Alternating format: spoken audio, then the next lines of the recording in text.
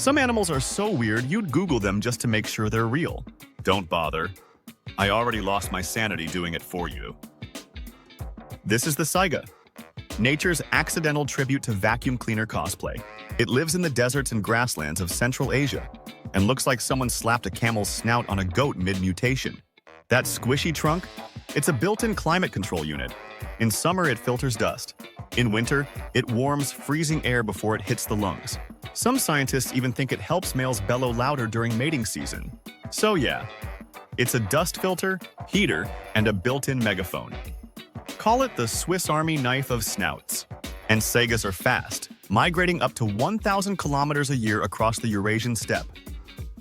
That's more mileage than your running shoes have seen, ever. Oh, and the females? They start popping out twins before they're a year old. That's not parenting, that's panic spawning. No wonder they look permanently overwhelmed. But despite all that, Saigas are critically endangered. This guy is called a Pademelon. Its name sounds like a fruit. Say it with me, Pademelon, not Pademelons. That's a medical emergency. Think of it as nature's shy wallaby. If wallabies were half the size, constantly nervous, and looked like they accidentally wandered in from a children's storybook. They live in Australia and New Guinea, because of course they do, and prefer dense forest undergrowth where they can hop around awkwardly like a rejected Pokemon. They're tiny, like house cat tiny. Some species barely weigh more than a pineapple. These guys are solitary, nocturnal, and will throw a tantrum if another Pademelon even looks at their personal space bubble. They've got these strong back legs and short arms, like someone tried to make a kangaroo from memory and got distracted halfway through. In short, they're shy, strange, and they're marsupials, which means their babies live in a pouch. Because looking like an anxious plush toy still wasn't adorable enough. This is a Lechwe. No, it's not a typo. And no, it's not just a deer that lost a bet with a swamp. They're technically 290 pounds of antelope, but spend so much time wading through wetlands you'd swear someone forgot to tell them they're land mammals. They hang out across Central Africa, places like the Okavango Delta and the Kafue Flats, and seem to think dry ground is for amateurs. The males have long curving horns, and every one, the females too, have golden coats with crisp white bellies, and legs built for swamp combat. Those legs are covered in water-repellent fur, basically waterproof socks, and their hooves are extra elongated to keep them from sinking. It's like someone modded an antelope for wetland parkour. And they're fast. But not just any kind of fast. They're built for high-speed splashing, able to tear through water like it's a personal racetrack.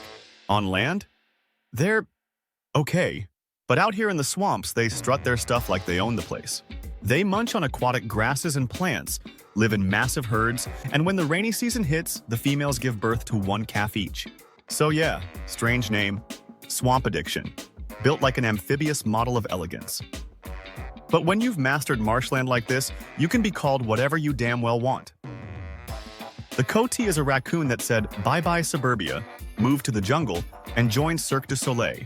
They have made Central and South America their home and are raccoon relatives, but with longer noses, longer tails, and zero respect for personal property.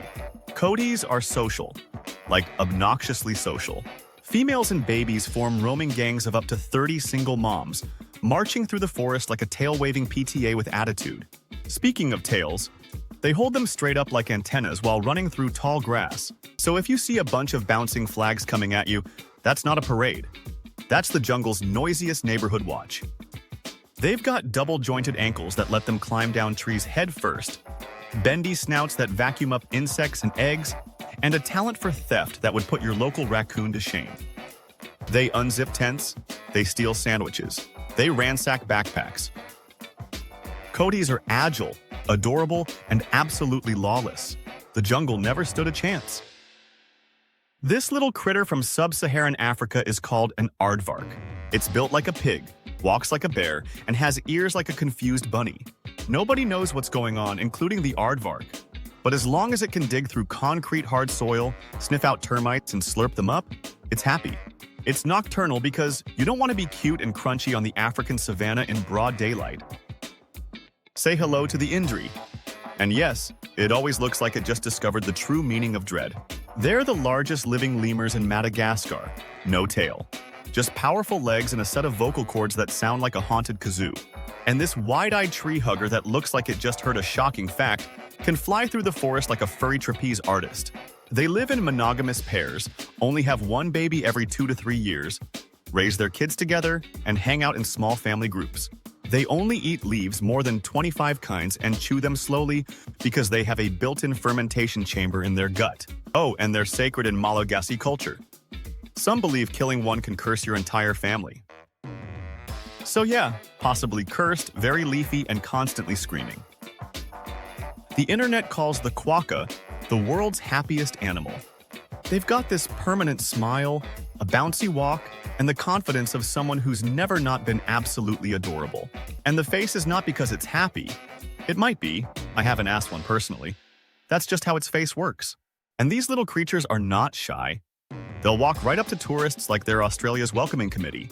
They live in the southwest region of the mainland and on a few islands off Western Australia like Rottnest Island, where they casually hang out like fuzzy little celebrities.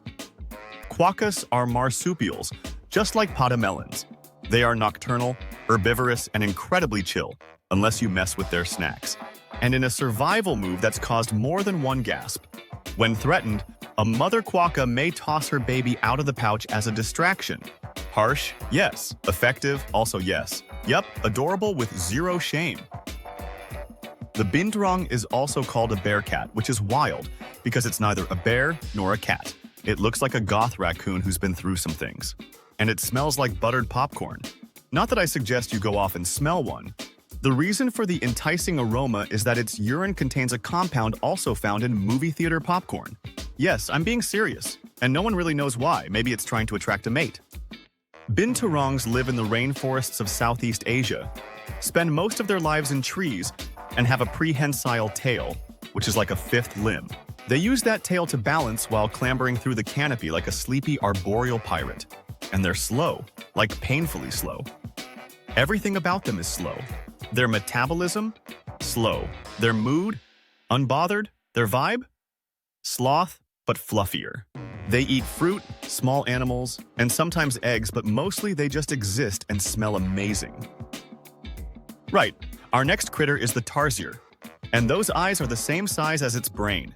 These little pocket-sized primates are from Southeast Asia and look like someone crossbred a gremlin, an alien, and a plush toy. Like Baby Yoda was fed sugar for 3 weeks straight. They don't move much until they do, and when they jump, they can launch themselves 40 times their body length, like tiny fuzzy missiles. They eat live insects and tiny animals, which they hunt with night vision eyes and freakishly good hearing. Also, their heads can rotate nearly 180 degrees like a little demon owl. They're shy, twitchy, and never blink. Well, almost never. If you catch one blinking, go buy a lottery ticket. And they clean their eyeballs with their tongues. Quirky little critters, aren't they? This is not a baby deer. Or a goat. It's a tiny antelope that lives in the fynbos and shrublands of South Africa. The Cape Grysbok barely hits 20 pounds, stands knee-high, and looks like it's one awkward question away from vanishing into the bushes forever. The name Grysbok means gray buck in Afrikaans, one of the native languages in the region. Calling it gray is weird because it's clearly red, like rust orange red. Grysbok are solitary, nocturnal, and extremely introverted, but will use aardvark burrows as hideouts. And if you scare one, they will charge. Yes, as tiny as they are. This pint-sized beastie will throw hooves if you get too close. Now, that is what I call one brave little critter. Think this lot strange? Then watch this next.